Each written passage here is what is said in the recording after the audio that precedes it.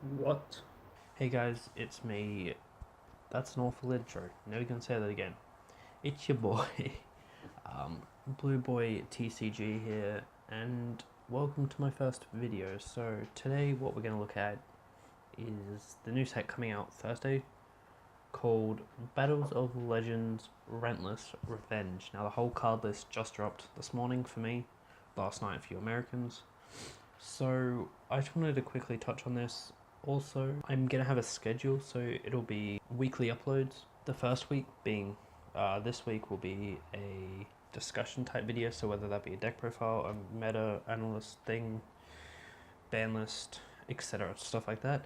The week after that will be product opening, so box opening, special edition, tins, whatever you guys want. Let's get into it. I'm going to move to the side here. I might have some pictures pop up here. Now there are some, I was just looking before, this isn't a first reaction or anything. I do have some tabs open. If you hear clicking, that's why. But the first elephant in the room I want to discuss is this card, Flying Elephant. This actually, the artwork's kind of adorable, but what really stands out is its effect. It's almost unlike anything we've seen in the game that's stayed in the game. So its effect reads, the first time this card would be destroyed by an opponent's card effect, each opponent's turn, it is not destroyed. So I think that what that means is, say this is on board, they Raigeki it, it doesn't die. And then they have to dark hole it or kill it some other way, then it actually dies. I think that's what... Now, its once per turn effect is once per turn during your opponent's end phase. If this effect was used this turn,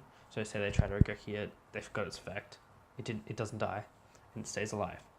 This effect triggers if this card inflicts battle damage to your opponent by a direct attack, you win the duel. What? It's... okay. I don't... it just seems kind of interesting. I don't think it's going to see much meta play. I do feel like there's going to be decks based around this card though, purely because it's just another you win the game effect like Exodia. Now we've got Flying Elephant. I believe people will find a use for this, not in the meta, but just for decks here and there. Now the next card, which very cool, Beauregard Dragon. So it's not Borrowload, it's Beauregard Dragon. Now what this does is it's picture. But what this does, it is 3+ effect monsters, and it cannot be destroyed by card effects, full stop. So that's pretty insane as it is. You've got a 3000 indestructible body, that's pretty nuts. Once per turn, you can send one card from your spell or trap zone to the graveyard, special summon from either graveyard to your field one monster that was destroyed and sent there this turn, but negate its effects. Now, you've got a walking monster reborn, more or less. So I figure what you can do is, because I play windups myself, so I do have a lot of, well, not a lot, but a bit of spell traps. So I think I'm going to find a use for this if I pull it on Thursday. Keep a lookout because I am buying a box on this. I'm going to make a video Thursday, upload it Friday for you guys. I feel like it's just going to be a good card, and in the meta I feel like it's going to be an excellent card. I feel like it's going to see a lot of play. The next card, now this card caught my attention last night. It was one of the first to be released. Boom. Topologic Gambler Dragon. Let me just read it because I love this card. Especially in my... this card does what windups used to do but now can't. This card does it perfectly. So what it does is, if another monster is special summoned to a zone a link monster points to. So it doesn't have to be this monster. It can be any link monster. Already insane. Discard 1 or 2 random cards, then your opponent discards the same number. So you're ditching, say you've got 3 cards in hand, you ditch 2, they have to ditch 2, or you ditch 1 random, they have to ditch 1. Already, that is phenomenal. That is, I love it. But that is a auto effect. It's not a you can, it's you must, which they can control. They can start controlling that, but that means they have to ditch cards as well. So I should really like this card, eh? During your main phase, if this card is extra linked. Now I don't know what this meant last night. I do understand now. It's where you have link monsters, so you can control both extra monster zones, which seems pretty fucked, to be honest. But it reads, if this card's extra linked and your opponent has at least one card in their hand, you can make your opponent discard 1 or 2 cards, whichever is higher. Then, if they have no more cards in their hand, inflict 3,000 damage. What? 3,000? That's ridiculous. That's insane. That's amazing. You can only use that. You only can use one Gumbler Dragon effect once per turn, and only once that turn.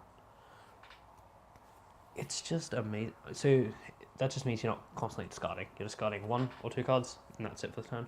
Still a beautiful card. If used correctly, you can manipulate it so discarding like nuts. It's beautiful. I love it. I want one of these so much for my deck. It's next card now. This one. Now I'm coming back into the game from 2.5 years ago, or from 2 years ago. Sorry, exactly 2 years. So I come back in the game. That's why I'm playing windups, because I'm comfortable with it already, and I already know some of the combos you can do, and magicians too. So that's mad. In my opinion, this should have been a Raigeki, because Raigeki, yes, it's been reprinted multiple times, but still over $5. It's ridiculous. So I believe this should have been a Raigeki, but this card has been printed a total of four times, including this box. So 5 times total. We're gonna move on. I also wanted to mention some other things, like some staples that are getting reprinted. Monster Reborn is going to look amazing in Secret Rare. Beautiful. Torrential Tribute in Ultra Rare, that's going to look fucking fantastic. Bottomless in Ultra, again, it's just going to look sick. Even though people don't use Bottomless anymore, or as much, still a good card to have, still a good staple. Now the Solemn Judgment and Strike. That is interesting. Correct me if I'm wrong, but Judgment hasn't had a reprint in a hot minute, so that's deserved. 13. The last time this card was printed, 5 years ago.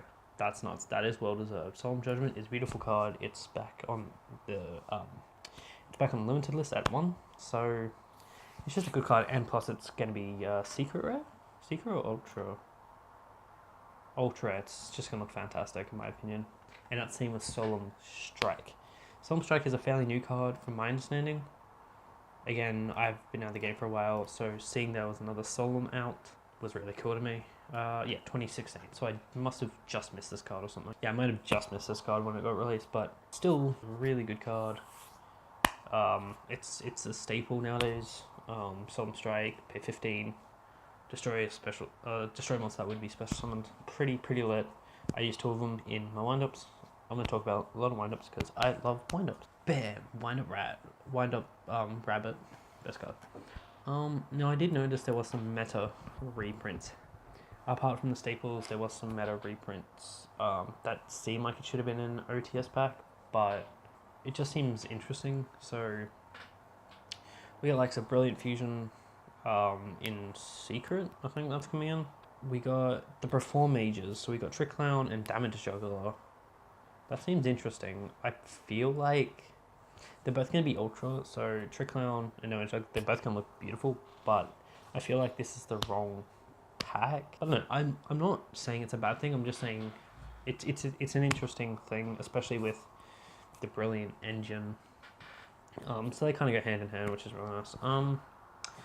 Now we are seeing Trickstar Reincarnation getting a reprint in Secret Rare. Trickstars are fucked. I don't like them. I guess it did need a reprint because prices were ridiculous. Also, Tornado Dragon and number 41 Bazooka? Fuck it, why not? Tornado Dragon, really good card. It's a walking MST. It's 21 body MST. Like, you can't complain that's getting a reprint. Because Tornado Dragon alone was about 5 to 10, I think. So that's a really good reprint. Also, number 41, Baguska. I don't know if I can. Just a really good defensive card. Good reprints all around. Now, I did want to touch on some random ass cards. I mean, Uni Zombie is pretty cool. the Noble Knights. Noble Knight, Madrot, Brothers, and Merlin. Just didn't need a reprint, did it? Like, now we have Windrose and Pyrorex. Windrose, that's interesting. I haven't seen that in a minute. Wind monster Harpies? And Harpies were decent. Yeah, I'm gonna go with Harpies. Yeah, Windrose, that's an interesting card to get reprinted. And also, speaking of interesting cards, I did see the Lords, I think they're called. Time Lords, there we go. So there's a bunch of Time Lords. The main one's Sephiroth, this one, and Meteon, and then plus all the other ones. Again, really, really interesting. I don't know why they would reprint them. I guess maybe they're due for one, but nobody really uses them anymore. Apparently there's a Cinderella arc as well. So yeah, apparently there's more Fairy Tail support with Cinderella, Pumpkin Carriage, Golden Castle. So it'll be interesting to see how they fare, but that will do it for today's video. I'm really excited for this this box. I am gonna pick up a box myself. My cousin are gonna open it up on here for you guys. Maybe do a little bit of a pack battle or whatever the fuck you want to see. Don't know when this is gonna go up. Sometime soon. But yeah, thank you so much for watching. Blue Boy TCG